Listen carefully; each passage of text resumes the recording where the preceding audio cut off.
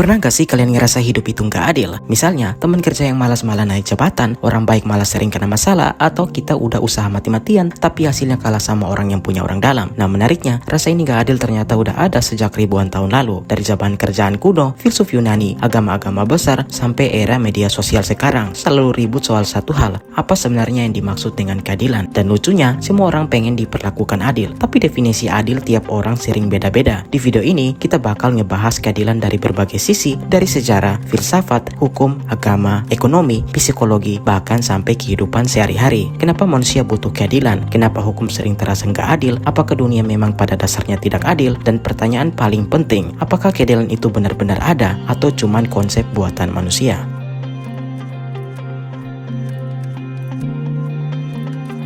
Kalau kita mundur jauh ke ribuan tahun lalu, manusia awal sebenarnya belum punya sistem hukum seperti sekarang. Yang kuat menang, yang lemah kalah. Sederhana, di banyak suku kuno, keadilan itu identik dengan balas dendam. Kalau ada orang membunuh anggota keluargamu, maka keluargamu wajib membalas. Makanya, zaman dulu konflik bisa berlangsung turun-temurun. Satu keluarga bunuh satu orang, lalu dibalas lagi, Nggak ada habisnya. Sampai akhirnya, manusia sadar kalau semua orang bebas membalas dendam, masyarakat nggak akan pernah damai. Dari situlah lahir aturan. Salah satu hukum tertua di dunia adalah Kode Hammurabi dari Babilonia. Mungkin kalian pernah dengar kalimat mata ganti mata, gigi ganti gigi. Terdengar kejam ya, tapi sebenarnya di zamannya itu justru dianggap sebuah kemajuan. Karena hukum itu membatasi balas dendam. Contohnya, kalau orang nyuri ayam, ya hukumnya nggak boleh dibunuh satu keluarga. Mulai ada ukuran, mulai ada batas. Dan dari sinilah manusia mulai membangun sebuah konsep keadilan sosial.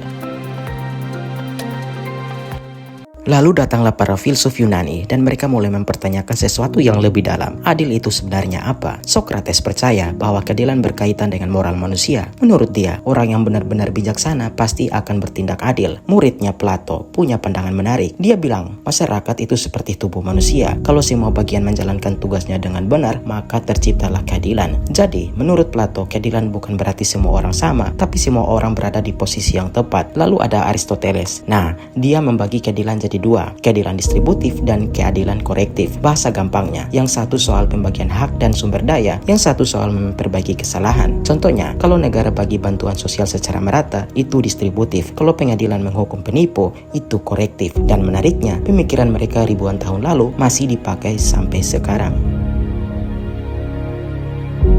Hampir semua agama besar menempatkan keadilan sebagai nilai utama. Dalam banyak ajaran, Tuhan digambarkan sebagai maha adil. Artinya, keadilan bukan cuma aturan sosial, tapi juga nilai spiritual. Dalam Islam misalnya, konsep adil sangat kuat. Bahkan terhadap musuh sekalipun, manusia diperintahkan tetap berlaku adil. Dalam kekristenan juga begitu. Ada konsep mengasihi sesama, membantu yang lemah, dan memperjuangkan kebenaran. Dalam Hindu dan Buddha, keadilan sering berkaitan dengan karma, bahwa setiap tindakan akan kembali kepada pelakunya. Menariknya, agama sering mencoba menjawab satu pertanyaan yang susah dijawab dunia. Kenapa orang jahat kadang hidup enak? Karena kalau hanya melihat dunia sekarang, kadang memang terasa nggak adil. Maka agama menghadirkan harapan bahwa keadilan sejati mungkin tidak selalu terjadi hari ini, tapi pada akhirnya akan datang. Dan buat banyak manusia, itu memberi sebuah ketenangan. Nah, ini bagian yang paling sering bikin debat. Apakah hukum selalu adil? Jawabannya belum tentu, karena hukum dibuat manusia dan manusia bisa saja salah. Dulu, perbudakan pernah legal, diskriminasi ras pernah legal, bahkan di beberapa negara, perempuan dulu nggak boleh memilih. Secara hukum itu sah, tapi apakah adil? Belum tentu. Artinya, sesuatu yang legal belum tentu bermoral, dan sesuatu yang melanggar hukum kadang justru dianggap memperjuangkan keadilan. Contohnya, banyak tokoh dunia yang dulu dipenjara pemerintah, tapi sekarang dianggap pahlawan, karena mereka melawan sistem yang tidak adil. Inilah kenapa keadilan lebih besar daripada sekedar hukum. Hukum idealnya mengejar keadilan, tapi dalam praktiknya sering dipengaruhi uang, kekuasaan, dan politik. Makanya muncul kalimat hukum tajam ke bawah, tumpul ke atas. Dan kalimat itu lahir bukan tanpa alasan.